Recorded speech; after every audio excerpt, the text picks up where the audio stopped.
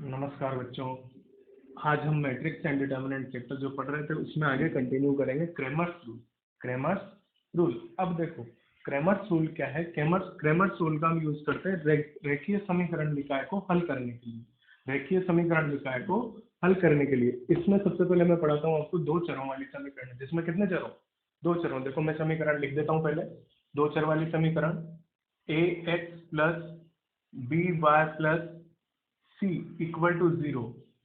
इस समीकरण में कितने चर दिख रहे हैं, एक x दूसरा y, दो चर हो गए। यही समीकरण है। इसको लिख दूं a1 b1 c1 और एक और समीकरण लिख देता हूं a2x plus b2y plus c2 equal to 0। ये दोनों समीकरण हमारे पास हो गई। हमें इनको क्या करना है, हल करना है। अब ये सब आप लोग 10th क्लास तक बहुत अच्छे से पढ़ चुके होते हैं।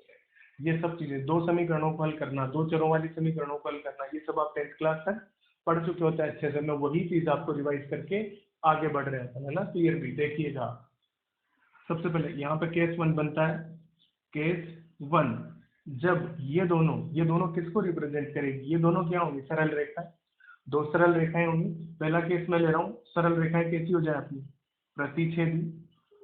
प्रतिच्छेदी हो रेखाएं जब प्रतिच्छेदी होंगी, है ना भाई। पहला केस दिया मैंने, प्रतिच्छेदी रेखाएं। प्रतिच्छेदी रेखाएं, ये रेखाएं कैसी हो जाए, प्रतिच्छेदी। उस केस में क्या कंडीशन होती है, इन दोनों के प्रतिच्छेदी होने के लिए कंडीशन क्या होती है भाई, आप लोग जानते हैं a1/a2 is not equal to b1/b2। x के गुणांकों का अनुपात y के गुणांकों के अनुपात के बराबर नहीं होना चाहिए। अगर ये ऐसा नहीं होगा, ये दोनों इक्वल नहीं होंगे, तो रेखाएं आपको कैसी मिलेंगी, ऐसी मिलेंगी। और रेखाएं ऐसी मिलेंगी किसी एक बिंदु पे एक दूसरे को काट रही होंगी। तो इन दोनों समीकरणों के कितने हल मिले आपको, एक हल मिला। एक हल मिला तो इस कंडीशन को हम क्या बोल देते हैं, अद्वितीय अद्वितीय हल।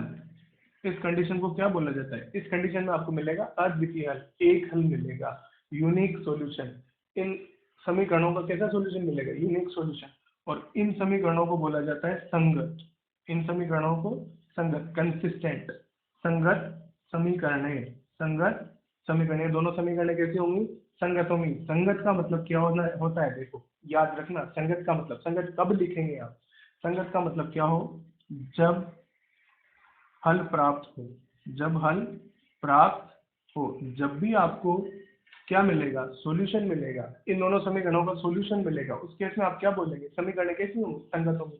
कहीं भी मैं बात करूंगा संगत होने की, तो बात यही होगी कि उनका हमें सॉल्यूशन मिल रहा है क्या। अगर उनका सॉल्यूशन हमें मिलेगा तो हम बोलेंगे कि वो कैसी होंगी, संगत होंगी। बात क्लियर, संगत की बात क्लियर हुई होगी। आगे बढ़ते हैं, दूसरा केस लेते हैं। पहला केस आपको क्लियर हुआ, a1/a2 not equal to b1/b2, रेखा है प्रतिच्छेदी, अद्वितीय हल, एक हल मिलने वाला है और समीकरण संगत। दूसरे केस में देखो, दूसरे केस में हम केस 2, है ना, केस 2। इस केस में और दोनों रेखाएं कैसी हो सकती है, रेखाएं समांतर हो जाए। दूसरे केस में रेखाएं कैसी हो जाए, समांतर। रेखाएं समांतर रेखाएं, ये रेखाएं कैसी हो, समांतर हो। अब देखो, समांतर होने के लिए क्या कंडीशन होती है आप लोग जानते हैं, वो क्या होती है, a1/a2 इज इक्वल टू में b1/b2 is not equal to c1/c2। देखो x के गुणांकों का अनुपात बराबर y के गुणांकों का अनुपात, और ये दोनों अनुपात किसके समान नहीं होने चाहिए, तो ये नियत पदों का अनुपात आ रहा है, कांस्टेंट टर्म्स का जो रेशियो आ रहा है उसके समान नहीं होना चाहिए। अगर ये कंडीशन होगी तो रेखाएं कैसी होंगी, समांतर होंगी। समांतर होंगी तो कैसी बनेंगी, ऐसी बनेंगी। क्या इन दोनों में कोई कॉमन पॉइंट मिल रहा है, कोई कॉमन पॉइंट मिल रहा है, ये कहीं तो प्रतिच्छेद कर रही है, नहीं कर रही। तो इसका क्या हल मिलेगा आपको, कोई हल नहीं होगा, कोई हल नहीं होगा। इस केस में कोई भी हल आपको प्राप्त नहीं होता है, कोई भी हल प्राप्त नहीं होता है। अगर कोई भी हल प्राप्त नहीं होता है तो रेखाएं क्या संगत होंगी, नहीं होंगी। तो इसे क्या बोला जाएगा, असंगत समीकरण। ये कैसी हो जाएंगी, असंगत समीकरण। ये क्या हो जाएंगी, असंगत समीकरण। बात क्लियर हुई होंगी। दूसरा केस, रेखाएं समांतर हो, उस केस में आपको कोई भी हल प्राप्त नहीं होगा और वो समीकरण कैसी कहलाएंगी, असंगत। देखो केस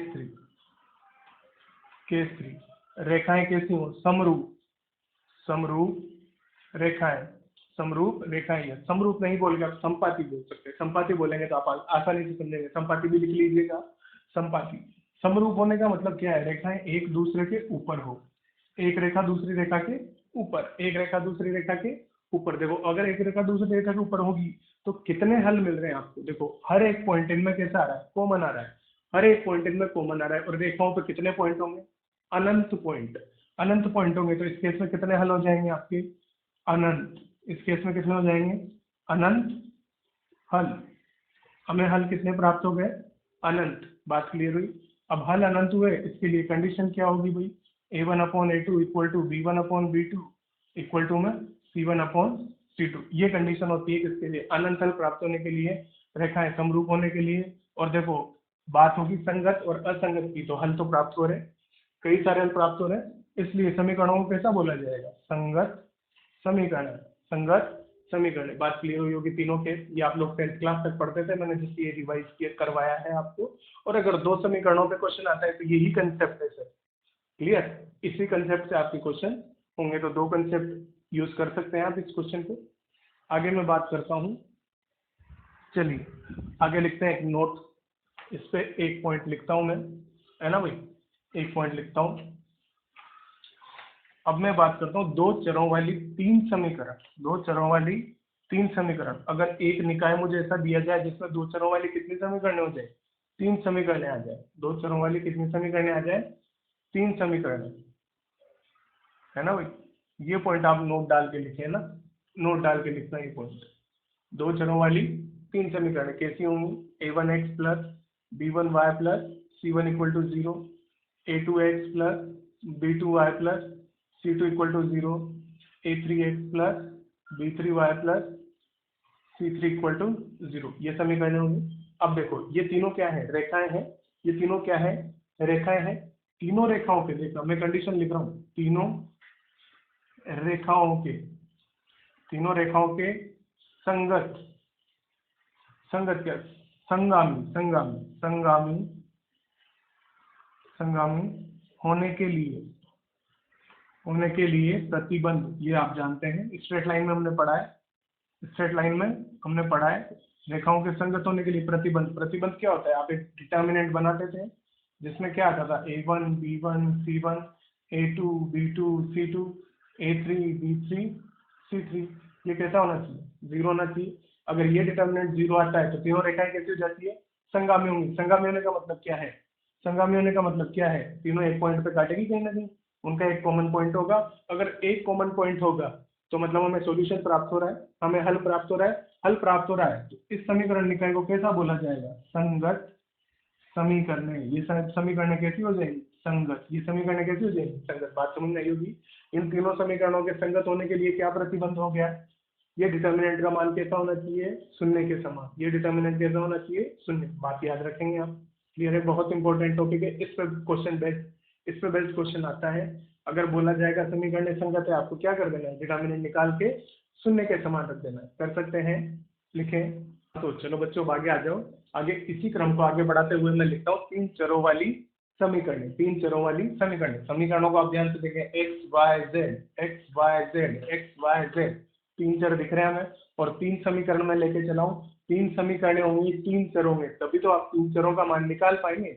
अब इन तीनों समीकरणों से आप इन तीनों चरों को निकालें, उसके लिए हम यूज करते हैं किसको, क्रेमर्स रूल को। क्रेमर्स रूल का यूज इसीलिए होता है, क्रेमर नियम का यूज इन्हीं को सोल्व करने के लिए करते हैं। और वो कैसे होता है देखिएगा। सबसे पहले मैं क्या लिख रहा हूँ, यहाँ पे तीन चार चीजें लिख रहा हूँ छोटी छोटी, आप ध्यान से देखना मैं क्या लिख रहा हूँ, है ना। सबसे पहले मैंने लिखा एक चीज डेल्टा। अब डेल्टा मैं कैसे निकाल रहा हूँ देखिएगा, ये बहुत इंपॉर्टेंट है समझना। इस चैप्टर से, ये जो 1 घंटे का लेक्चर मैं आपको बना के दे रहा हूँ, इस लेक्चर से 100% एक क्वेश्चन जेईई में आने वाला है, 100% एक क्वेश्चन आने वाला है। इसलिए इसकी इंपॉर्टेंस कितनी है, अब जो मैं आगे पढ़ रहा हूँ सारा कुछ आधे पौन घंटे हम पढ़ेंगे, उसी में से एक क्वेश्चन फिक्स से आने वाला है। और आपको कुछ नहीं करना है, बहुत आसान है, मैं जो बोलूंगा वो ध्यान रखना है, आसानी से आपका क्वेश्चन हो जाएगा। इस पर इतनी ज्यादा प्रैक्टिस की जरूरत भी नहीं हो, देखिएगा ध्यान से। सबसे पहले मैंने डेल्टा लिखा, इसमें लिख रहा हूँ मैं एक्स के गुणांक से मैंने बनाया पहला स्तंभ, एक्स के गुणांकों से बनाया पहला स्तंभ, वाई के गुणांकों से दूसरा स्तंभ, b1 b2 b3, जेड के गुणांकों से तीसरा स्तंभ, c1 c2 C3, ये एक सारणिक बना, ये एक सारणिक बना, उसे मैंने क्या बोला, डेल्टा, उसे क्या बोला मैंने, डेल्टा। बात क्लियर हुई। इससे मैंने बोला डेल्टा, जिसमें x के गुणांक का पहला स्तंभ, y के गुणांक का दूसरा स्तंभ, तीसरा स्तंभ z के गुणांक का होगा। क्लियर।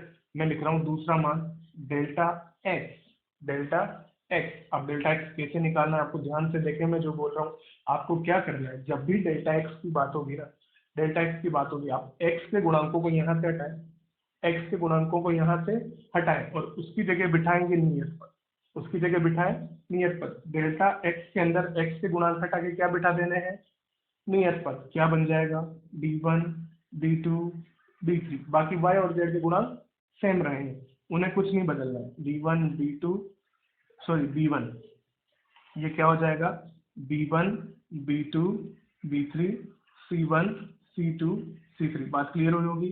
x के लिए हमने x के गुणांक हटा के क्या नियत पद रख दिए। सिमिलरली आप क्या करेंगे, डेल्टा y जब ढूंढेंगे, डेल्टा y जब ढूंढेंगे किसके गुणांक हटा देंगे, ये y के गुणांक, इन y के गुणांकों को किसके अंदर, डेल्टा के अंदर। बात डेल्टा की करनी, डेल्टा में करने बदलाव, y के गुणांकों को बदल देंगे, a1 a2 a3 d1 d2 d3 c1 c2 c3। अब आपको मेरे हिसाब से समझ में आई होगी बात। डेल्टा z क्या हो जाएगा, delta z a1 a2 a3 b1 b2 b3 d1 d2 d3। ये बात क्लियर हुई आप लोगों को, ये बात क्लियर हुई। ये चारों डेटा में चारों सारणिक आप निकाल सकते हैं क्या। सबसे पहले डेल्टा, जिसमें x के गुणांक, y के गुणांक, z के गुणांक। डेल्टा x के हटा के नियत पद रख दिए, बाकी दोनों सेम। डेल्टा y में y के हटा के नियत पद रख दिए, बाकी दो सेम। डेल्टा z आपको समझ में आ गया होगा अपने, क्लियर है। ये चारों आप निकाल सकते हैं, ये सारणिक है, इनको सॉल्व करना हम पढ़ चुके हैं, चारों का मान आप निकालेंगे। क्लियर। अब मैं जो बोल रहा हूँ वो ध्यान रखें ना भाई। According to Cramer's rule, Cramer's rule हमें क्या बोलता है, क्रेमर्स रूल हमें क्या बोलता है, मैं जो बोल रहा हूँ ना बहुत ध्यान से लिखना है ना भाई। मैं पहले लिख रहा हूँ फिर आपको समझाता हूँ वो आया कैसे। मैं लिख रहा हूँ यहाँ पे, देखिएगा आप, है ना। x dot delta equal to में होगा आपका ये डेल्टा x, इस समीकरण एक बोल रहा हूँ। y डॉट डेल्टा बराबर होगा डेल्टा y, समीकरण दो। z डॉट डेल्टा बराबर होगा डेल्टा z, ये समीकरण तीन। बात समझ में आई। अब ये समीकरण मिलेंगे कैसे, वो मैं अभी आपको समझा रहा हूँ, है ना भाई, वो अभी मैं आपको बता रहा हूँ। आप ध्यान से देखें, बस यहाँ से क्या होगा। अब यहाँ से इस समीकरण को आप देखें तो क्या यहाँ से आपको x का मान डेल्टा x अपॉन डेल्टा मिल चुका है। यहाँ से देखें y का मान डेल्टा y अपॉन डेल्टा मिल चुका है। यहाँ देखें z का मान डेल्टा z अपॉन डेल्टा मिल चुका है क्या। ध्यान से देखें, ध्यान से देखें, ये मिल चुके हैं क्या। क्लियर। x का मान delta x upon delta, y का मान delta y upon delta, z का मान डेल्टा z अपॉन डेल्टा। देखो हमें इन समीकरणों में क्या निकालना था, x y z का मान ही तो निकालना था ना भाई। तो वो तीनों हमें प्राप्त हो चुके हैं किसके, सारणिक की मदद से, सारणिक की मदद से। और इसी को हम क्या बोल दे रहे हैं, क्रेमर्स रूल। ये सब क्रेमर्स रूल के अकॉर्डिंग होता है। बात क्लियर है। आपने x का मान ढूंढा, आपने y का मान ढूंढा, आपने z का मान ढूंढा। ये बात क्लियर हुई होगी, ये बात क्लियर हुई होगी, है ना भाई। यहाँ तक आप याद रख सकते हैं। ये फॉर्मूले आपको याद रखने हैं। डेल्टा x कैसे निकालना है, डेल्टा y कैसे निकालना है, डेल्टा z कैसे निकालना है, ये सब चीजें आपको याद रखनी है। आगे बात करें, अब ये आया कैसे होगा, ये कैसे आया होगा, ये देखता हूँ मैं। एक बता रहा हूँ, सिमिलरली आपको दोनों का पता लग जाएगा। देखिएगा, मैं यहाँ से स्टार्ट कर रहा हूँ, सॉरी यहाँ से डेल्टा x से, क्योंकि डेल्टा x की बात करनी है ना। मैं डेल्टा x को लेके चल रहा हूँ। देखिएगा डेल्टा x, अभी मैं डेल्टा x का क्या कर सकता हूँ, आप देखें इसके अंदर ये जो है d1 d2 d3, क्या d1 का मान ये रख सकता हूँ, d1 का मान यही रख रहा हूँ। a1x plus b1y plus c1z, इधर b1 c1, इधर देखिए a2x plus b2y plus c2z b2 c2, a3x plus b3y plus c3z b3 c3। Clear, रख सकते हैं। अब ये रखने के पश्चात मैं क्या कर रहा हूँ, यहाँ पे एक ऑपरेशन लगा रहा हूँ, ध्यान से देखिएगा। कॉलम 1 को मैं लिख रहा हूँ column 1 minus y column 2 minus z column 3, ऐसा लिख रहे हैं। ये मैं लिख रहा हूँ। क्लियर। अब ये मैं लिख रहा हूँ तो आप ध्यान से देखना, आप ध्यान से देखना यहाँ पे, देखो मैं क्या कर रहा हूँ, देखो ये सारी ये डेल्टा एक्स डेल्टा वाई आपको डेल्टा जेड ये तीनों आपको समझ में आए होंगे, है ना भाई। इन्हें मिटा के मैं आगे लिख रहा हूँ, देखो अब ये जब ऑपरेशन आपने लगाया होगा तो डेल्टा एक्स क्या बन जाएगा, डेल्टा एक्स क्या बन जाएगा, देखो पहला स्तंभ क्या बनेगा, वाई सी टू, मतलब ये बी वन कटेगा, सी वन कटेगा, ये बी टू ये सी टू सब कट जाएंगे, तो मुझे ये क्या दिखेगा, a one x a two x a three x, ये बात समझ में आई होगी, पहला स्तंभ यही बनेगा, b one c one b two c two b three c three, clear. अब यहाँ से देखो सारणिक में से एक्स कॉमन लूंगा, एक्स बाहर आएगा, a one a two a three b one c one b two c two b three c three, ऐसा ही कुछ मिलेगा। और ये क्या था, ये क्या था, एक्स के वाई के जेड के, ये दिख रहे हैं, इसे हम बोलते थे डेल्टा। तो एक्स डॉट डेल्टा किसके बराबर आया, किसके बराबर आया, डेल्टा एक्स के बराबर आया क्या, बात क्लियर हुई। ये किसके बराबर आया, डेल्टा एक्स के, तो ये बात समझ में आई होगी भैया आपको, ये बात समझ में आई होगी आप लोगों को, क्लियर है। ये किसके बराबर मिल गया आपको, डेल्टा एक्स के बराबर मिल गया, लिख सकते हैं, क्लियर है। अब देखो यहाँ से मैं आगे बढ़ता हूँ, और ये प्रूव हमारे कोई काम का नहीं है, आपको डायरेक्टली ये रिजल्ट ध्यान रखना है, x equal to delta x upon delta, y equal to delta y upon delta, z equal to delta z upon delta, ये याद रखना है, ये प्रूव आपके कोई काम का नहीं, क्लियर। आगे बढ़ते हैं, आगे बढ़ते हुए अब मैं इनके लिए कंडीशन लिख लेता हूँ, अलग अलग केस जो हमने दो के लिए बनाए थे, कब आपको अद्वितीय हल मिलेगा, कब आपको कोई हल नहीं मिलेगा, और कब आपको अनंत हल मिलेंगे, वो वाली कंडीशन है मैं लिख रहा हूँ। देखिएगा आप ध्यान से देखें, वो पॉइंट भी मैं यहाँ से स्टार्ट कर रहा हूँ, है ना भाई, यहाँ से स्टार्ट करते हैं। चलिए लिखता हूँ पहला केस, या इधर लिख देता हूँ मैं, पहला केस है ना यहाँ पे, चलो केस वन, पहले मैं लिख रहा हूँ फिर धीरे धीरे आपको समझाता हूँ, है ना। केस वन, पहला केस मैंने लिखा, यदि यदि delta is not equal to zero, अगर डेल्टा का मान शून्य के समान ना हो, डेल्टा का मान शून्य के समान ना हो, देन तब तब अद्वितीय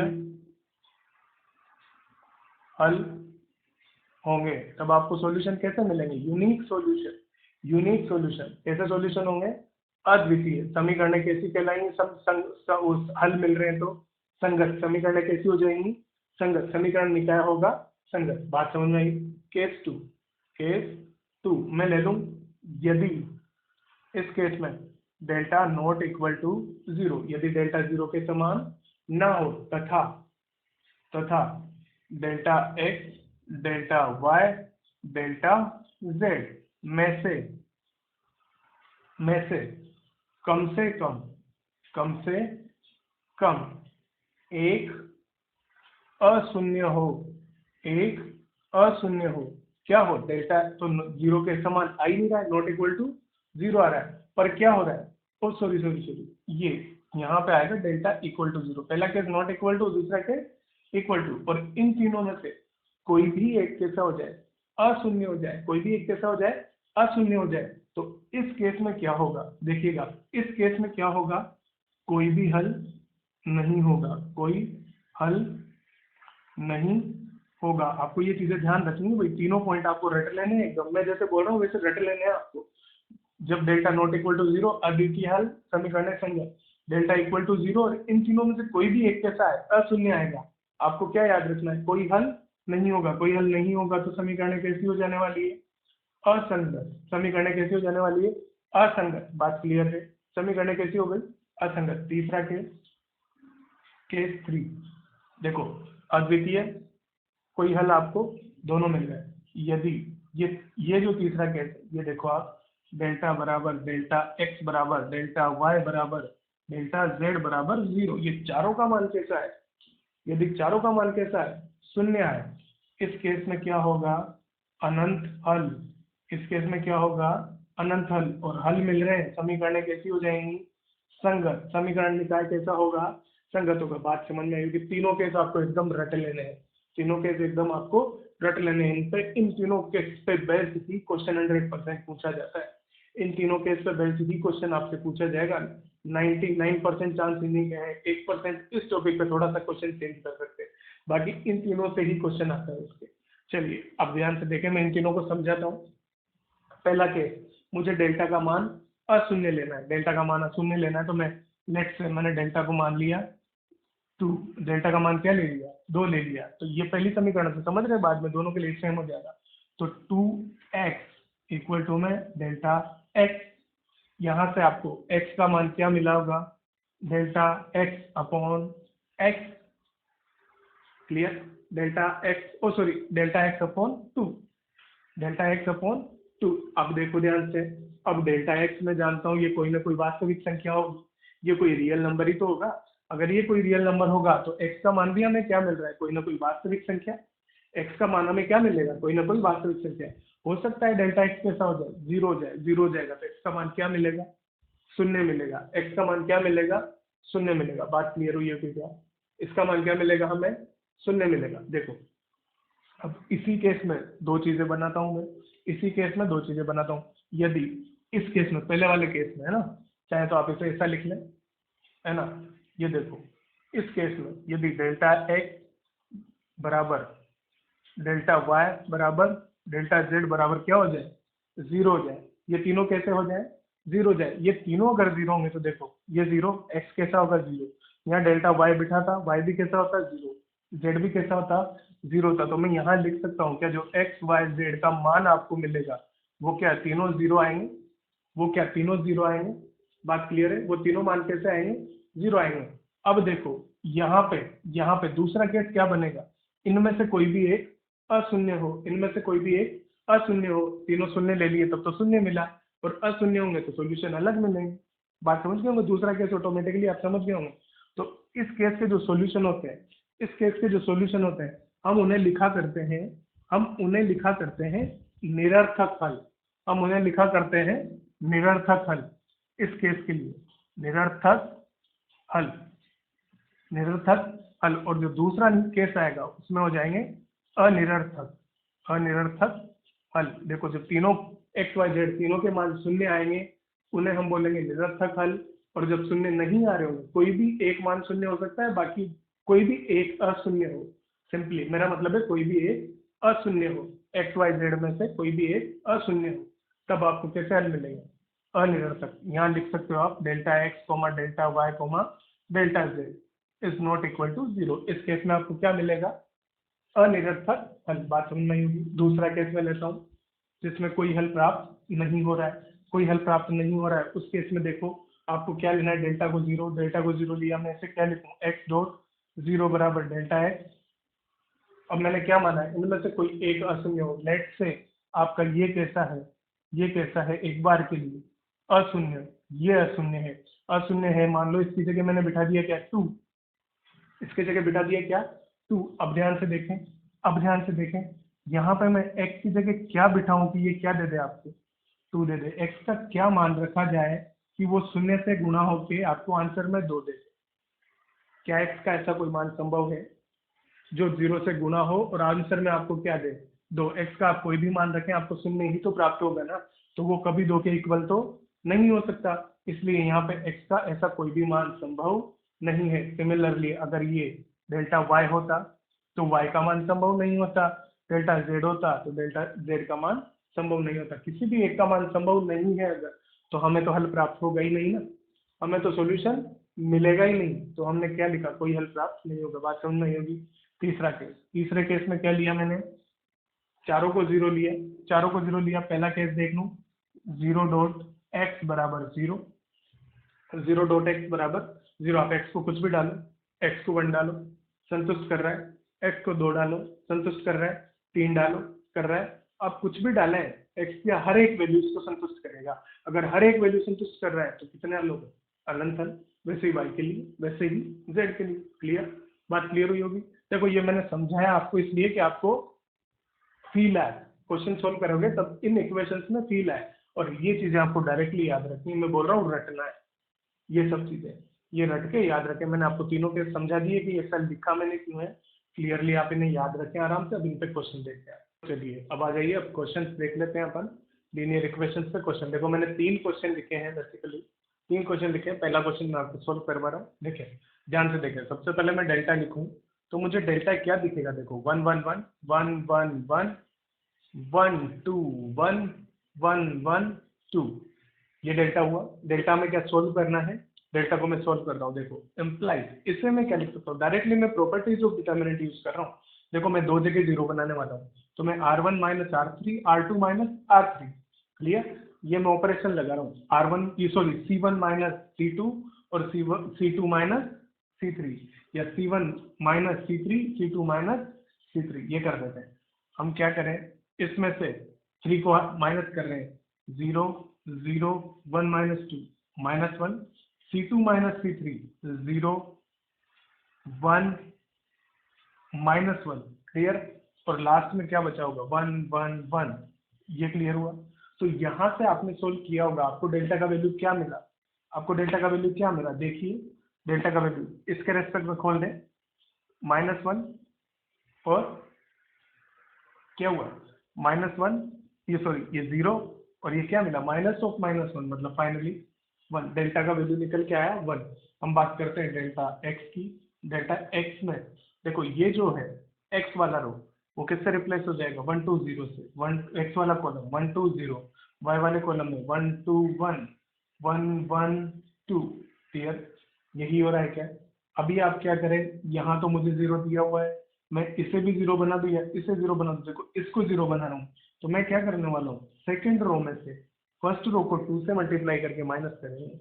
मैं ऑपरेशन लगा रहा हूँ क्या, row 2 minus twice of row 1, clear. देखो क्या बनेगा, ऑपरेशन लगा दीजिए, क्या बनेगा 1 1 1, यहाँ क्या आ जाएगा 0 0 -1, और ये क्या हो गया 0 1 2, क्लियर। इसके रेस्पेक्ट में खोल दे, खोला होगा, देखो ये 0 माइनस ऑफ -1, मतलब फाइनली ये भी कैसा आने वाला है 1 आने वाला है। डेल्टा आपको पता लगा, डेल्टा एक्स पता लगा, मैं डेल्टा वाई ढूंढूं, डेल्टा वाई क्या दिख रहा है हमें, देखो फर्स्ट तो एज इट इज आएगा 1 1 1, ये सेकंड रिप्लेस हो जाएगा किससे 1 2 0 से, 1 2 0, और लास्ट में क्या था 1 1 2, क्लियर। अभी ध्यान से देखें, मुझे कहाँ जीरो दिख रहा है, मुझे यहाँ जीरो दिख रहा है, मैं इसको जीरो बनाऊं, तो मैं क्या कर दूं, same operation R2 minus twice of R1, R2 minus twice of R1, क्या दिखेगा भाई बोलिए, क्या दिखेगा 1 1 1, ये तो सेम आएगा, ये देखो -1 0, और इधर भी -1, ये 1 0 2, ये क्लियर हुआ, ये क्लियर हुआ। अब इसे सेकंड कॉलम के रेस्पेक्ट में खोल देते हैं, सेकंड कॉलम के रेस्पेक्ट में खुलेगा, ये दोनों एलिमेंट तो जीरो है, सिर्फ इसके रेस्पेक्ट में आएगा, क्या आएगा देखो, दिस क्रॉस दिस, क्या आया -2, और माइनस में क्या आया इधर से +1, -2 +1 क्या हुआ -1, इसका साइन कैसा होगा माइनस होगा, मतलब फाइनली ये भी कैसा आ रहा है 1 आ रहा है, ये भी कैसा आ रहा है 1 आ रहा है। डेल्टा वाई भी 1 मिला, डेल्टा जेड आप ढूंढें, डेल्टा जेड क्या मिलेगा, ये 1 1 1, first sem, second same 1 2 1, third क्या मिलेगा 1 2 0 1 2 0। हाँ भैया क्लियर है। अब देखो मैं वही वापस से कर रहा हूँ, इसको 0 बना दे, फिर से इसको 0 बना दे, same operation R2 minus 2R1, clear. चलिए क्या बन जाएगा 1 1 1, ये देखो -1 0 0 1 1 1 0 1 1 0, क्लियर हुआ होगा, क्लियर हुआ होगा। खोले लास्ट के रेस्पेक्ट में, लास्ट के रेस्पेक्ट में खोला होगा, ये -1, फाइनली क्या मिला -1। देखो मैंने क्या देखा यहाँ पे, मैंने क्या देखा, डेल्टा कैसा मिला नॉन जीरो। जैसे ही आपको डेल्टा नॉन जीरो मिला था, हमें तो यही से समझ में आ गया था कि ये कैसा बन रहा था, यूनिक सॉल्यूशन बन रहा था, यूनिक सॉल्यूशन बन रहा था। फिर हमने ट्राई किया कि हम एक्स वाई जेड का वैल्यू फाइंड करें। अभी देखो आप यहाँ देखेंगे तो एक्स का वैल्यू, ये यूनिक सॉल्यूशन हो गया, unique solution, clear, unique solution आपको मिला। एक्स वाई जेड के वैल्यू के लिए मैं क्या बात करूं, देखो एक्स कैसा मिला होगा delta x upon delta 1, y देखिए delta y upon delta 1, z कैसा मिला होगा डेल्टा जेड अपॉन डेल्टा -1। ये सॉल्यूशन हमें क्वेश्चन के मिल गए, क्लियर। देखो ये क्वेश्चन करने का तरीका आपको समझ में आया होगा। सिमिलरली आप ये दोनों क्वेश्चन ट्राई कर पाएंगे, ये दोनों क्वेश्चन आप ट्राई कर पाएंगे क्या, कर सकते हैं। देखो ये क्वेश्चन था यूनिक वाला, फर्स्ट क्वेश्चन जो मैंने आपको दिया ये यूनिक सॉल्यूशन वाला था। सेकंड क्वेश्चन आप जो करेंगे ना, सेकंड क्वेश्चन आपको मैंने जो दिया है वो दिया है नो सॉल्यूशन, और थर्ड दिया है इनफाइनाइट सॉल्यूशन। इसके डेफिनेटली नो सॉल्यूशन आने वाला है। क्लियर, ये याद रखें आप, मैं हिंट दे रहा हूँ आपको, इसके इनफाइनाइट सॉल्यूशन आएंगे। क्लियर, नो सॉल्यूशन आएगा मतलब डेल्टा तो जीरो आएगा। अब डेल्टा एक्स, डेल्टा वाई और डेल्टा जेड में से कोई एक नॉन जीरो आएगा। वैसे ही इसमें क्या होगा, इसमें चारों जीरो आएंगे, इसमें चारों जीरो आएंगे। वहीं से आपको आइडिया लग जाएगा। क्लियर, आप चारों फाइंड करेंगे तब आपको आइडिया लग जाएगा। ये चीज दोनों कर सकते हैं। अब आप प्रैक्टिस करें, बहुत आसान टॉपिक है। क्लियर, तो बच्चों अब आइए, अब ये क्वेश्चन देखते हैं हम। देखो ये एक अच्छा क्वेश्चन है, सिस्टम ऑफ लीनियर इक्वेशन पे एक अच्छा क्वेश्चन है। आप क्वेश्चन को लिखें, मैं फिर सोल्व करके आपको दिखा रहा हूँ उसे। देखो लिखें, क्वेश्चन लिख लें आप। देखो अब मैं यहाँ से मिटा रहा हूँ इसे, मैं इधर बात करने लग जाते हैं। तीनों केस के लिए आपको बात करनी है, पी और क्यू के वैल्यूज की। तीनों केस जिसमें यूनिक सॉल्यूशन हो, नो सॉल्यूशन हो और इनफाइनाइट सॉल्यूशन हो, तीनों केस के लिए हमें क्या बात करनी है, पी और क्यू की वैल्यूज की। देखो सबसे पहले इसमें हम डेल्टा की बात करें।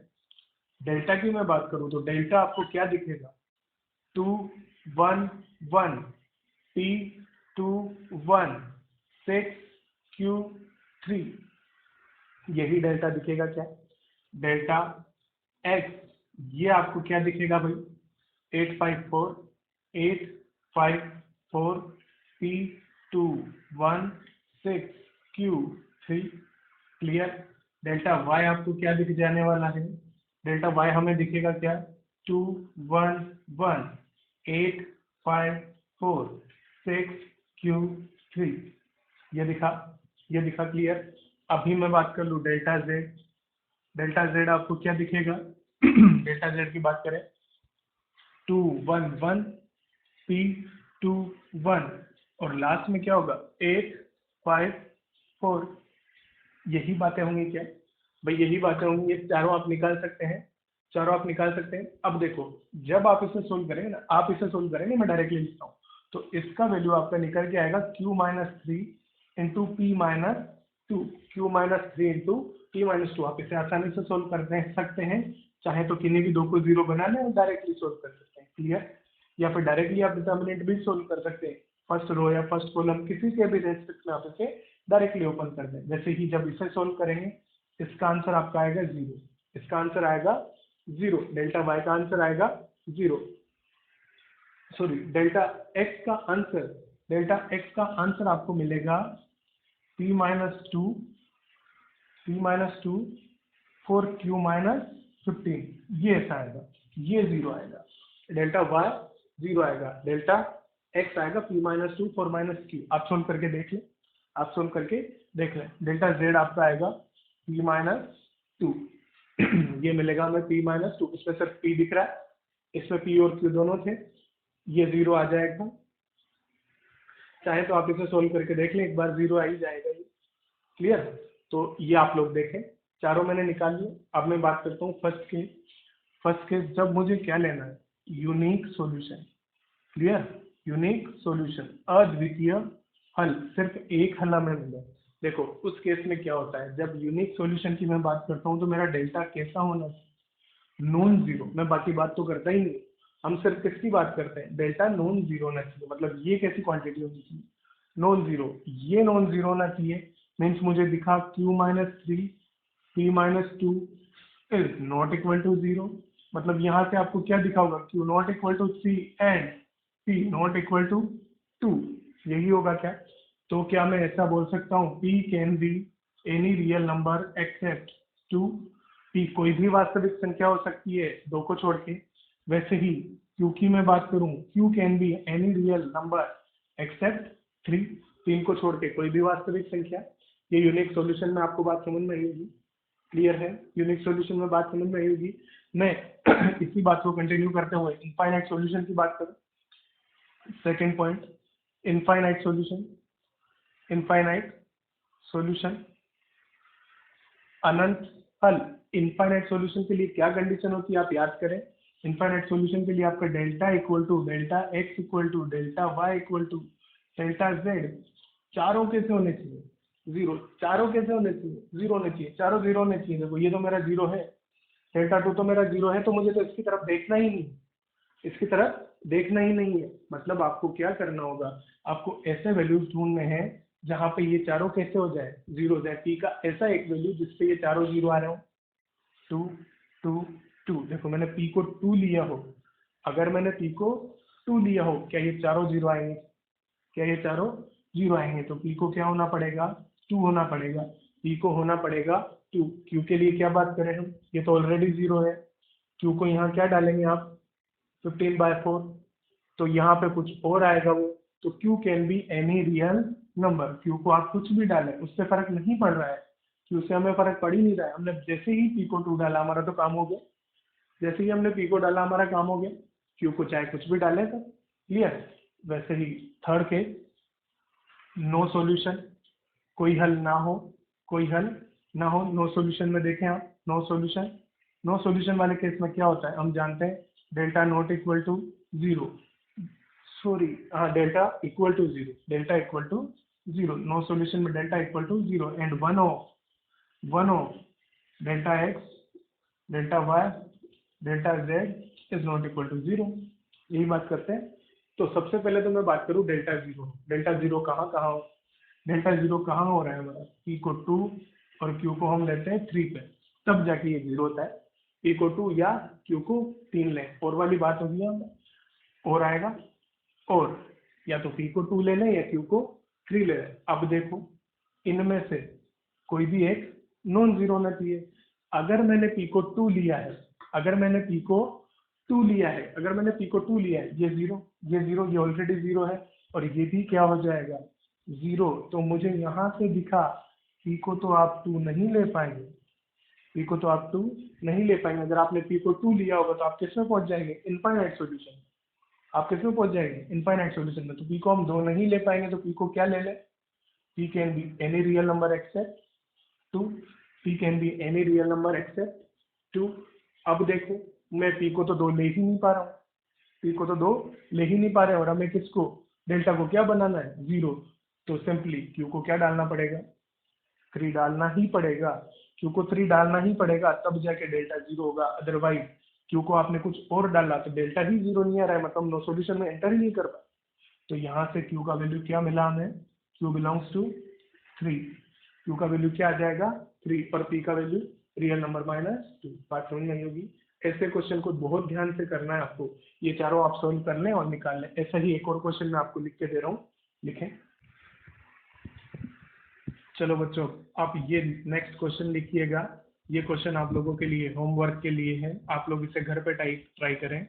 सेम पैटर्न पे ये मैंने आपको क्वेश्चन दिया है जो मैंने पिछले पैटर्न पे लिया था, देखा होगा भाई आप लोगों ने। ये सेम क्वेश्चन है, वैसा ही क्वेश्चन है, लैम्डा और म्यू आपको फाइंड करना है। वही तीन इक्वेशंस आपको दी हुई है जैसे हमने पिछला क्वेश्चन किया था पी और क्यू के लिए। सेम पैटर्न पे मैंने आपको क्वेश्चन दिया है, आप इसे आराम से ट्राई करें, आप इसे आराम से ट्राई करें। अब मैं नेक्स्ट क्वेश्चन लिख रहा हूँ, नेक्स्ट क्वेश्चन लिखते हैं। हाँ तो चलिए नेक्स्ट क्वेश्चन मैंने आपका लिखा, नेक्स्ट क्वेश्चन मैंने आपका लिखा, देखो क्या दिया हुआ है, find the value of alpha for which system of equation has solution, alpha का वह मान ज्ञात करें जिसके लिए समीकरण निकाय का हल प्राप्त हो। मतलब देखो बात क्या हो रही है, इस सिस्टम का हमें सॉल्यूशन मिलना चाहिए, सॉल्यूशन मिलना चाहिए। अब सॉल्यूशन किस किस केस में मिलता है, या तो यूनिक हो या इनफाइनाइट हो, दोनों केस में हमें सॉल्यूशन मिलते हैं क्या, एक में एक मिलता है और एक में बहुत सारे सॉल्यूशन हमें मिलते हैं। तो या तो ये केस बनना चाहिए यूनिक सॉल्यूशन वाला, या ये केस बनना चाहिए किसका, इनफाइनाइट सॉल्यूशन वाला। उस केस में आपको किसकी वैल्यू फाइंड करनी है, अल्फा की वैल्यू। चलिए देख लेते हैं। मैंने डेल्टा लिखा, डेल्टा आपको समझ में आया होगा, एक्स के कोफिशिएंट, वाई के कोफिशिएंट, जेड के कोफिशिएंट, क्लियर। डेल्टा एक्स लिखा, इसे रिप्लेस कर दिया डेल्टा वाई में सेकंड कॉलम को, डेल्टा जेड में थर्ड कॉलम को, क्लियर, रिप्लेस कर दिया। इसका वैल्यू अगर आप सोल्व करते हैं, इसे अगर आप सोल्व करते हैं, इसको सोल्व करने के बाद देखो आपको जो इसका आंसर मिलेगा ना वो मिलेगा जीरो, ये मिलेगा जीरो। चाहे तो आप सोल्व करके देखें इसे, चाहे तो आप सोल्व करके देख लें, जीरो आएगा। इसकी मैं बात करूं, इसका जो आंसर आएगा आपका alpha minus one, three alpha minus six, ये ऐसा कुछ मिलेगा। इसको आप सोल्व करेंगे, ये आपको मिलेगा alpha minus one, two alpha minus four, आप सोल्व कर लें। आराम से तसल्ली से सोल्व कर ले, हमने पढ़ा हुआ है डिटर्मिनेंट सोल्व करना। ये आपको मिलेगा अल्फा माइनस 1 अल्फा माइनस 2, तीनों का value alpha x alpha y alpha z आपने निकाल लिया। अब देखो मुझे पता था कि मैं दो ही रास्तों पे जा सकता हूँ, दो ही रास्तों पे, या तो यूनिक या फिर इनफाइनाइट। सॉल्यूशन किस केस में मिलते हैं, या तो यूनिक में मिलते हैं या इनफाइनाइट में मिलते हैं। दोनों रास्तों पे जाने के लिए मुझे पहले क्या फाइंड करना था, डेल्टा। अगर डेल्टा नॉट इक्वल टू 0 आता तो मैं इस रास्ते पे चलता, और डेल्टा नॉट इक्वल टू 0 तो नहीं है, तो मेरा ये रास्ता बंद, अब मैं इस रास्ते पे जाऊंगा। तो मेरी पहली कंडीशन डेल्टा इक्वल टू 0 तो फुलफिल हुई। अगली कंडीशन क्या होती है, इनफाइनाइट सॉल्यूशन, मतलब मुझे क्या मिलने वाला है, इनफाइनाइट सॉल्यूशन मिलने वाला है, ये बात समझ में आई होगी। और उसके लिए मुझे डेल्टा एक्स डेल्टा वाई और डेल्टा जेड इन तीनों को भी क्या बनाना पड़ेगा, 0 बनाना पड़ेगा। इन तीनों को भी क्या बनाना पड़ेगा, 0 बनाना पड़ेगा। देखो alpha minus 1 alpha minus 1 alpha minus 1 दिख रहा है, ये फैक्टर दिख रहा है। अगर आप इसे ध्यान से देखें तो इसे मैं ऐसा लिख सकता हूँ कि अल्फा माइनस 1 3 कॉमन ले लूँ, अल्फा माइनस 2 यहाँ से 2 कॉमन ले लूँ, अल्फा माइनस 1 अल्फा माइनस 2। तो अल्फा माइनस 1 और अल्फा माइनस 2 तीनों जगह दिख रहे हैं, तीनों जगह दिख रहे हैं। तो आप अल्फा का वैल्यू क्या क्या ले सकते हैं, 1 और 2, या तो 1 लें या 2 लें, या तो 1 लें या 2 लें, आपको दोनों इसके सॉल्यूशन मिलेंगे। आपको इसके दोनों सॉल्यूशन, अल्फा का वैल्यू 1 भी हो सकता है और 2 भी हो सकता है, तब जाके इसके कैसे सॉल्यूशन मिलेंगे आपको, infinite number of solution. Delta 0 था, हमें सॉल्यूशन चाहिए थे, हमने क्या कर दिया, अल्फा को 1 या फिर 2, आप कुछ भी लें। बात क्लियर हुई होगी, लिखें। जाओ आगे हम बात करते हैं समघाती रेखीय समीकरण निकाय की। बात कर रहे हैं समघाती। समघाती का मतलब क्या होता है, प्रत्येक पद की घात समान हो, प्रत्येक पद की घात समान हो, उसे ही समघातीय बोला जाता है क्या। अब आप देखें मैंने समीकरण लिखी है, x की घात 1 y की घात 1 z की घात 1, तीनों पदों की घात क्या है, 1 है। अगर मैं लेट से यहाँ लिखता d1, अगर मैं यहाँ लिखता d1 तो इस पद की घात क्या हो गई, 0 हो गई, इस पद की घात 0 हो गई। तो हमें इसे बनाना है कैसा, समघाती, इसलिए मैंने यहाँ पे क्या बिठाया हुआ है, 0। ये भी समघाती, ये भी समघाती, 3 समघाती समीकरणों को अब हमें हल करना है, अब हमें हल करना है। अब देखो सबसे पहले मैं यहाँ पे क्या बात करता हूँ, वही डेल्टा, डेल्टा जो आपने लिया था क्या था, इसे गुणांक सारणिक भी बोला जाता है, गुणांक सारणिक है ना भाई, गुणांक सारणिक, गुणांक सारणिक। अब देखो गुणांक सारणिक क्या होगा, a1 b1 c1 a2 b2 c2 a3 b3 c3। Clear, ये है। आप लोग जानते हो कि जो क्रेमर्स रूल होता था, क्रेमर्स रूल के अकॉर्डिंग आप क्या लिखते थे, delta dot x equal to delta x, delta dot y equal to delta y, delta dot z equal to delta z. हम ये लिखा करते थे क्या भाई, ये लिखा करते थे हम लोग। क्लियर है। अब आप ध्यान से देखें इस केस में क्या होता है, इस केस में क्या होता है, केस 1, यहाँ पे सिर्फ 2 केस बनेंगे। यदि डेल्टा नॉट इक्वल टू 0 हो, डेल्टा का मान 0 ना हो, डेल्टा का मान 0 ना हो, क्लियर, डेल्टा का मान 0 ना हो। और दूसरा केस मैं उसे यहाँ लिख देता हूँ, केस 2, यदि डेल्टा क्या हो जाए, 0 हो जाए, यदि डेल्टा क्या हो जाए, 0 हो जाए। पहला वाला जो केस हम ले रहे हैं, पहला वाला जो मैं केस ले रहा हूँ आपको दिखाता हूँ मैं कौन सा, डेल्टा 0 लेके, डेल्टा को 0 लेके, यहाँ डेल्टा को 0 बिठाए, 0 डॉट एक्स बराबर डेल्टा एक्स, 0 डॉट एक्स बराबर डेल्टा एक्स। अब लेट से, अब अगर हमें यहाँ क्या हो, देखो डेल्टा एक्स हमेशा क्या आने वाला है, इसमें डेल्टा एक्स हमेशा क्या आने वाला है, 0 ही आने वाला है, क्योंकि d1 d2 d3 क्या है, 0। तो डेल्टा एक्स तो इस केस में हमेशा 0 ही होगा भाई, डेल्टा एक्स तो हमेशा क्या होगा, 0। डेल्टा वाई भी क्या होगा, 0 होगा, डेल्टा जेड भी क्या होगा, 0, क्योंकि ये d1 d2 d3 तीनों 0 है। अब एक स्तंभ अगर 0 हो जाए किसी सारणी का तो उसका मान 0 होता है, तो जो डेल्टा एक्स होगा उसमें ये तीनों बैठेंगे, तो डेल्टा एक्स का मान 0 आने वाला है। क्लियर, यहाँ पे मैंने डेल्टा को माना है 0। अब देखो इस समीकरण के लिए x के कितने मान आप संतुष्ट करा सकते हैं, 1 डालो करेगा, 2 डालो करेगा, 3 डालो करेगा। ये जो होती है इस केस में आपको क्या प्राप्त हुए, अनंत हल, क्या प्राप्त हुए, अनंत हल। और इस टाइप के सॉल्यूशन को बोला जाता है अतुच्छ हल। अतुच्छ हल। देखो इस केस पे सिर्फ बहुत सारी बार क्वेश्चन आया हुआ है, सिर्फ इसी केस पे जब हमें कैसे हल प्राप्त हो अतुच्छ, जैसे आप इंग्लिश में भी ध्यान रखें, इसको बोला जाता है non trivial solution. Non trivial solution बहुत इंपॉर्टेंट केस है ये वाला, इसलिए मैंने इसको पहले बताया। नॉन ट्रिवियल सॉल्यूशन हल अनंत होंगे, ये आपको यहाँ से समझ में आया होगा, आपको डायरेक्टली याद रखना है। डेल्टा 0 होगा, अतुच्छ हल प्राप्त होंगे। इधर वाले केस में जो delta not equal to 0, let से मैंने यहाँ बिठाया 2, मैंने यहाँ बिठाया 2, एक्स का मान क्या प्राप्त हुआ 0। सिमिलरली यहाँ पे 0 बिठाओ, यहाँ पे 2 बिठाओ, y का मान 0, z का मान भी 0। इस केस में अगर आपने ध्यान से देखा हो तो x y z तीनों के मानों में क्या प्राप्त हुआ, 0 0 0। तीनों का मान कैसा आ रहा है 0 0। तो इस केस को मैं क्या बोल सकता हूँ, अद्वितीय हल बोल सकता हूँ। क्या अद्वितीय हल? हमें एक ही तो सॉल्यूशन आ रहा है एक्स वाई जेड का, वो भी 0 0 0 आ रहा है। तो इन हलों को, और ये जो एक्स वाई जेड के मान 0 0 0 मिलते हैं, इन हलों को बोला जाता है तुच्छ हल। तुच्छ हल। ये हल कैसे होंगे, तुच्छ होंगे। ये दोनों केस आपको याद रखना है। इस पे हम क्वेश्चन ले लेंगे, लिखें।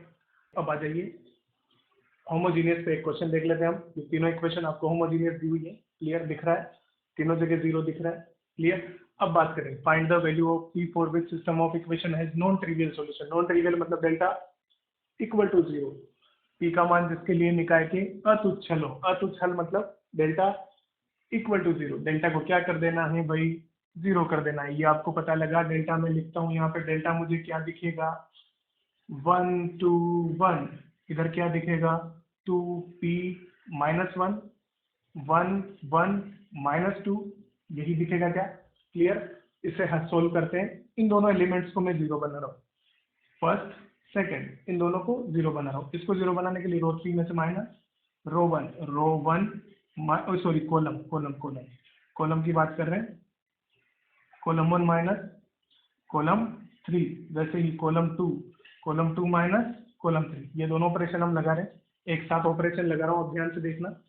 फर्स्ट डेल्टा क्या बन जाएगा, इसमें से ये माइनस होगा 0 2 माइनस 1 1 1 माइनस ऑफ माइनस 2 3 आया, क्लियर।